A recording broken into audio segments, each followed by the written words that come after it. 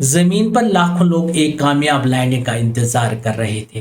NASA کے monitors پر سب کچھ normal دکھائی دے رہا تھا۔ خلاباز مسکرا رہے تھے اور کولمبیا آہستہ آہستہ گھر واپس آ رہی تھی، لیکن کسی کو معلوم نہیں تھا کہ اس شٹل کے ایک بازو کے اندر موت خاموشی سے داخل ہو چکی ہے۔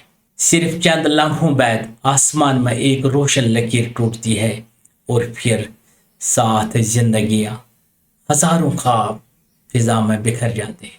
آخر ایسا کیا ہوا تھا کہ دنیا کی سب سے طاقتور خلائی ایجنسی ایک چھوٹے سے اشارے کو سمجھ نہ سکی؟ پرواز کا 13واں دن، خلا کی وہ گہری بے پایا خاموشی اور زمین سے 170 میل اوپر تیرتا ہوا ایک شٹل۔ بظاہر سب کچھ بالکل پرسکون ہے۔ یہ ایک ایسا لمحہ ہے جو ایک شاندار اور کامیاب مشن کی گواہی دے رہا ہے، لیکن اس سکون کے پیچھے ایک انتہائی ہولناک حقیقت چھپی ہے۔ آج کے اس وضاحتی تجزیے میں ہم جانیں گے کہ کیسے ایک بالکل معمولی سی خرابی جسے نظر انداز کر دیا گیا، اس نے خلائی تاریخ کے سب سے دردناک حادثے کی بنیاد رکھی۔ تو چلیے سیدھے اس واقعے کی گہرائی میں چلتے ہیں۔ خاموش تباہی کا آغاز۔ دراصل یہ تباہی اتنی خاموش تھی کہ کسی کو اس کی بھنک تک نہ پڑی۔ ذرا اس منظر کو ذہن میں لائیں۔ شٹل کے اندر 7 خلاباز موجود ہیں۔ وہ اپنے روزمرہ کے سائنسی تجربات روک کر ایک انتہائی جذباتی یادگاری تقریب منعقد کر رہے ہیں۔ یہ تقریب اپولو 1 اور چیلنجر کے ان ہیروز کے لیے تھی جنہوں نے خلا کی تسخیر میں اپنی جانیں گنوائیں۔ کتنا دردناک اور ستم ظریفی کا لمحہ ہے نا؟ وہ ان شہیدوں کو خراج تحسین پیش کر رہے تھے، اس بات سے مکمل طور پر بے خبر کہ وہ خود بھی بہت جلد اسی المیے کا حصہ بننے والے ہیں۔ تحفظ کے جھوٹے اشارے۔ یہ بڑی حیرت کی بات ہے کہ انسان کس طرح سب کچھ ٹھیک ہونے کے دھوکے میں آ سکتا ہے۔ تمام سائنسی تجربات 100% کامیابی سے مکمل ہو چکے تھے، آلات بالکل پرفیکٹ کام کر رہے تھے، عملہ انتہائی پر امید تھا کہ بس 3 دن کی بات ہے اور وہ بحفاظت اپنے گھر زمین پر ہوں گے۔ ہر چیز مکمل کنٹرول میں لگ رہی تھی۔ یہ ایک ایسا بے عیب وہم تھا جس نے سب کو مطمئن کر رکھا تھا۔ مگر حقیقت اس سکون کے بالکل برعکس بے حد خوفناک تھی۔ کمپیوٹر سکرینز بھلے ہی سب سگنل دے رہی تھیں، لیکن شٹل کے ہیٹ شیلڈ یعنی حرارتی حفاظتی نظام میں ایک جان لیوا شگاف پڑ چکا تھا۔ شٹل اندر ہی اندر اپنی تباہی کی طرف تیزی سے بڑھ رہی تھی۔ سب سے بڑا المیہ یہ خرابی نہیں تھی، بلکہ یہ حقیقت تھی کہ عملے کی موت کا فیصلہ پہلے ہی ہو چکا تھا اور وہ مسکراتے ہوئے اپنی واپسی کا انتظار کر رہے تھے۔ لنچ کے وقت کی خرابی۔ آئیے دیکھتے ہیں کہ یہ سب شروع کہاں سے ہوا۔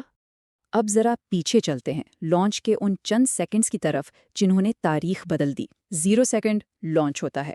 کولمبیا 7 ملین پاؤنڈ کی زبردست طاقت کے ساتھ خلا کی طرف اڑان بھرتا ہے۔ پھر ٹھیک 50 سیکنڈ پر تیز ہواؤں کا ایک زبردست دباؤ، جسے ونڈ شیئر کہتے ہیں، بیرونی ٹینک سے ٹکراتا ہے اور پورے شٹل کو جھنجھوڑ کر رکھ دیتا ہے۔ اور پھر وہ فیصلہ کن لمحہ، لانچ کے ٹھیک 81.7 سیکنڈ بعد بائیں جانب لگے حفاظتی فوم کا ایک بڑا ٹکڑا ٹوٹ کر الگ ہو جاتا ہے۔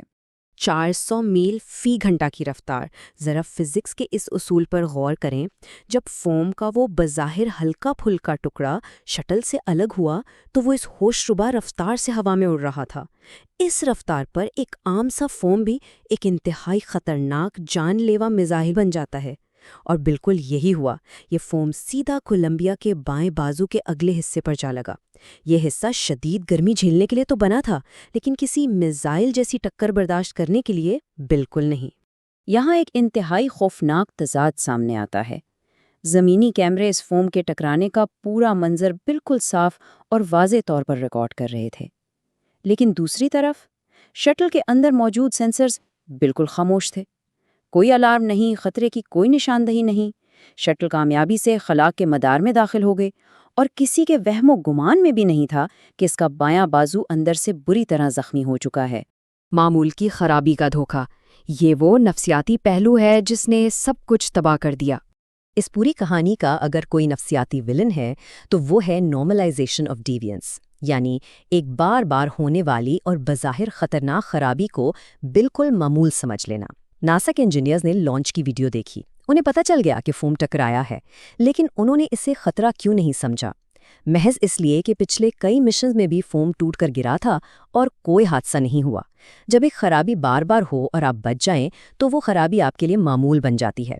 انہوں نے اسے محض ایک روٹین کا تکنیکی مسئلہ سمجھ لیا، جان لیوا وار نہیں۔ اور اسی سوچ کا نتیجہ تھا وہ پیغام جو مشن کنٹرول نے خلابازوں کو بھیجا۔ انہوں نے کہا، فوم ٹکرانے کا واقعہ پیش آیا ہے لیکن اس سے شٹل کے تحفظ کو کوئی خطرہ نہیں۔ کیا المناک رابطہ تھا یہ! ذرا سوچیں، خلاباز خود اتنے ماہر پائلٹ اور انجینئر تھے، لیکن انہوں نے زمین پر بیٹھی اپنی ٹیم کے اس تجزیے پر آنکھیں بند کر کے اعتبار کر لیا۔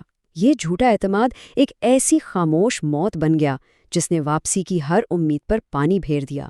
آخری سفر اور ہولناک تباہی۔ اب ہم اس سفر کے آخری اور سب سے دردناک حصے کی طرف بڑھتے ہیں۔ 2700 ڈگری فارنہائٹ۔ جب کوئی شٹل خلا سے واپس زمین کے ماحول میں داخل ہوتی ہے تو حالات کس قدر کٹھن ہوتے ہیں، اس کا اندازہ اس درجہ حرارت سے لگایا جا سکتا ہے۔ شدید رگڑ ہوا کو ایک جلتے ہوئے، کھولتے ہوئے پلازما میں بدل دیتی ہے۔ کولمبیا کا وہ زخمی بایاں بازو جس میں پہلے ہی شکاف پڑ چکا تھا، اب بالکل بے بس ہو کر اس جہنم جیسی آگ کا سامنا کرنے والا تھا۔ اس مقام پر آ کر حالات اتنی تیزی سے بگڑے کہ سنبھلنے کا موقع ہی نہیں ملا۔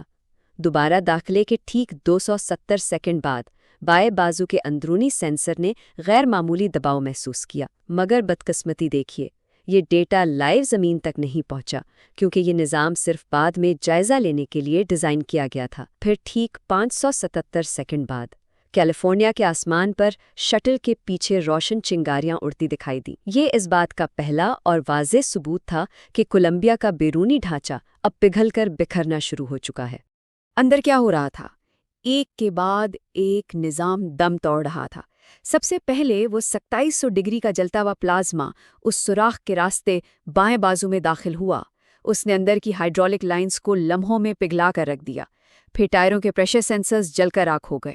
ہائیڈرولکس ناکام ہوتے ہی شٹل ہوا کے شدید دباؤ کے سامنے بے بس ہو گئی اور کنٹرول مکمل طور پر ختم ہو گیا۔ اسی شدید افراتفری میں کمانڈر رک ہسبینڈ نے ایک آخری پیغام بھیجنے کی کوشش کی، مگر افسوس ان کی آواز وہ جملہ مکمل ہونے سے پہلے ہی ہمیشہ کے لیے کٹ گئی۔ میک 18 یعنی آواز کی رفتار سے 18 گنا زیادہ تیز رفتاری۔ صبح کے 9:18 ٹیکساس کا آسمان اور تباہی کا وہ آخری ہولناک مرحلہ۔ کولمبیا اس ناقابل یقینی رفتار سے اڑتے ہوئے فضا میں بکھر گیا۔ ایک ہی لمحے میں ساری امیدیں، سارے منصوبے ختم ہو گئے اور آسمان پر بچ جانے والی وہ ایک روشن لکیر کئی جلتے ہوئے ٹکڑوں میں تقسیم ہو کر زمین کی طرف گرنے لگی۔ ملبہ، تحقیقات اور اہم سبق۔ اب باری تھی ان ٹکڑوں کو سمیٹنے اور یہ سمجھنے کی کہ آخر یہ سب کیوں ہوا۔ ادھر کینیڈی اسپیس سینٹر کا کنٹرول روم کا ماحول تصور کریں۔ ہر طرف ایک خوفناک بوجھل خاموشی چھائی تھی۔ ریڈار پر کچھ نہیں تھا۔ فلائٹ ڈائریکٹر لیروئے کین نے کانپتے ہوئے دل کے ساتھ ہنگامی پروٹوکول نافذ کیا اور کنٹرول روم کے دروازے مستقل طور پر بند کرنے کا حکم دے دیا۔ یہ حکم دراصل اس بات کا باضابطہ اور حتمی اعلان تھا کہ اب کولمبیا اور اس کا عملہ کبھی واپس نہیں آئیں گے۔ پھر تاریخ کی سب سے بڑی اور وسیع تحقیقات کا آغاز ہوا۔ ذرا اس نمبر پر غور کریں، 80,000 ٹکڑے۔ سرچ ٹیموں نے ٹیکساس اور لوئیزیانا کے جنگلوں، میدانوں اور جھیلوں کا کونا کونا چھان مارا اور ملبے کے 80,000 سے زیادہ ٹکڑے جمع کیے۔ مقصد صرف ایک تھا، ایک بہت بڑے پزل کو جوڑ کر یہ پتہ لگانا کہ آخر وہ کون سی غلطی تھی جس نے 7 زندگیاں نگل لیں۔ ان طویل تحقیقات کا نچوڑ کیا نکلا؟ حادثے کی فوری وجہ تو بالکل صاف تھی، لانچ کے وقت وہ فوم کا ٹکرانا، لیکن اصل اور کہیں زیادہ خطرناک وجہ کچھ اور تھی۔ وہ تھی ایک ادارہ جاتی سوچ، ایک ایسا مائنڈ سیٹ جہاں انسانی جانوں کے تحفظ پر مشن کے لانچ شیڈول کو ترجیح دی جا رہی تھی۔ مشین کی خرابی سے زیادہ انسان کی اس لاپرواہی نے اس تباہی کی بنیاد رکھی۔ اکثر ایسا ہوتا ہے کہ مشینیں کام کر رہی ہوتی ہیں، سب کچھ بظاہر بالکل پرفیکٹ لگ رہا ہوتا ہے، لیکن ہمیں اس آخری سوال پر ضرور سوچنا چاہیے۔ اگر سب کچھ ٹھیک لگ رہا ہے تو پھر وہ کون سی ایسی چھوٹی اور خاموش خرابیاں ہیں جنہیں ہم مسلسل نظر انداز کر رہے ہیں؟ کیونکہ یاد رکھیں، جب تک ہم ان خاموش خرابیوں پر توجہ نہیں دیتے، تباہی بہت پہلے اپنا کام شروع کر چکی ہوتی ہے۔ اس تفصیلی تجزیے میں ساتھ دینے کا بہت شکریہ۔ امید ہے یہ حقائق اور یہ کہانی ہمیں مستقبل میں ایسی غلطیوں سے بچنے کا سبق دے گی۔